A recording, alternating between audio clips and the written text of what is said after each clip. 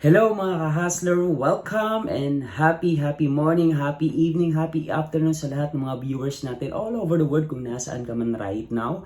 So today meron tayong pag-uusapan and meron akong topic na prepare para sa inyo. So let's talk about always choose to fight.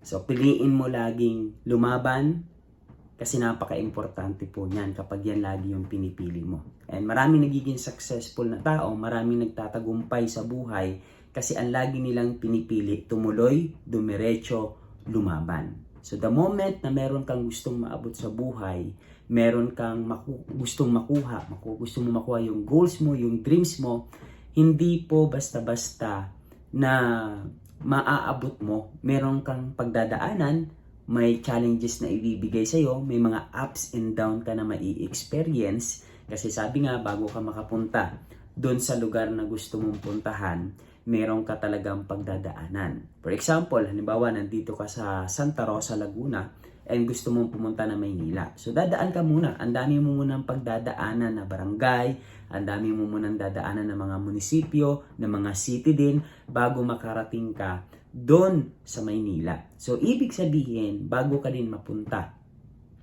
doon sa success, doon sa tagumpay na pinapangarap mo at inaasa mo, meron ka talagang pagdadaanan. Merong ibibigay sa iyo dyan na pagsubok, may mga challenges, may mga expected and unexpected situation na mai-experience ka, kapatid. And for me, kapag nandun ka na sa point na yon, na habang nilalakbay mo at nasa journey ka papunta dun sa gusto mong mangyari sa buhay mo, gusto mong umangat sa buhay, at nai-experience mo yung mga taliwas dun sa gusto mong mangyari sa iyo, for me, ang lagi mong piliin ay lumaban. Ang lagi mong piliin, dumiretso. Kasi hindi ka makakarating talaga sa dulo kapag may pangit na nangyari sa iyo, tapos tinigil mo. So pag tinigil mo, automatically, magsisimula ka na naman uli sa simula. Kaya for me, sa mga nakakalahati na dyan, naka 1 year, naka 2 years na, naka 3 years na, huwag mo na itigil. Ituloy mo na. Makakarating at makakapunta ka doon. Para maipanalo mo talaga yung mga pangarap mo sa buhay, yung mga goals mo sa buhay, ilaban mo lang ng ilaban. Kapag nadapa ka, hindi naman kailangan na umatras. Kapag nadapa ka, bangon ka. Lakad uli, takbo uli, tuloy uli. Ang nakakalungkot lang kasi kapag may mga nakaka-experience na ng down moment sa buhay, nadapa, na-discourage, ang mas naiisip agad nila ay mag-back out, ang mas naiisip agad nila ay sumuko. Pero nakalimutan nila na kaya pa naman ilaban. Kaya pa naman ituloy.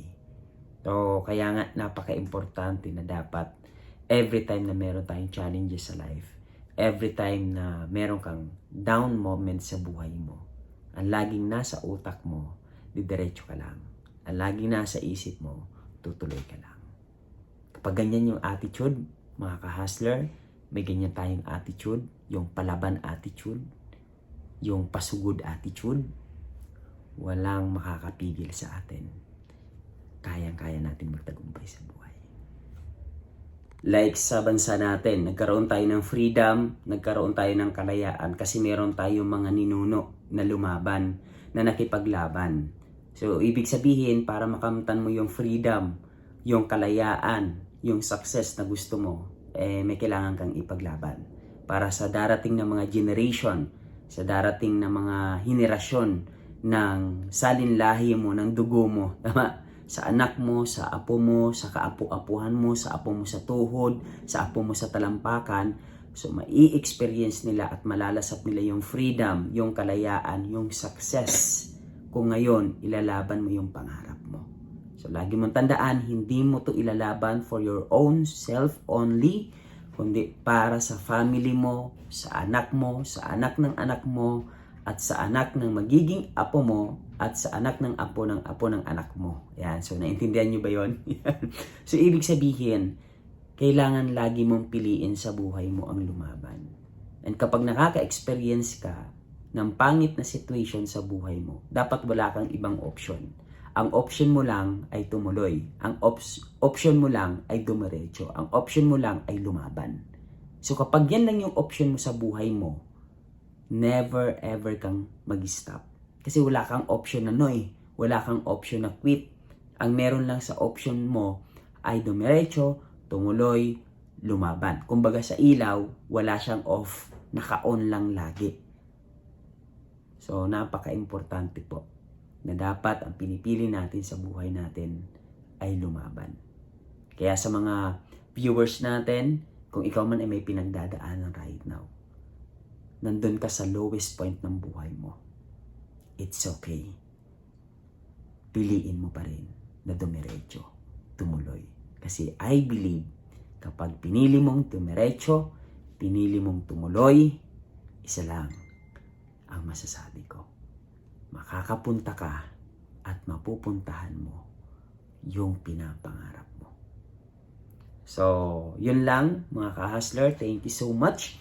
And again, don't forget to subscribe my YouTube channel para lagi kang update sa mga video na gagawin po natin. And syempre, i-share mo na din yung video na to para marami din po tayong maabot at ma-inspire through this video. So, sisipagan ko pa at gagawa pa tayo ng maraming content, maraming video para through this video, marami tayong matulungan, maabot na mga kapwa natin na talagang ipagpatuloy nila yung kanilang mga pangarap. Thank you so much. Bye-bye!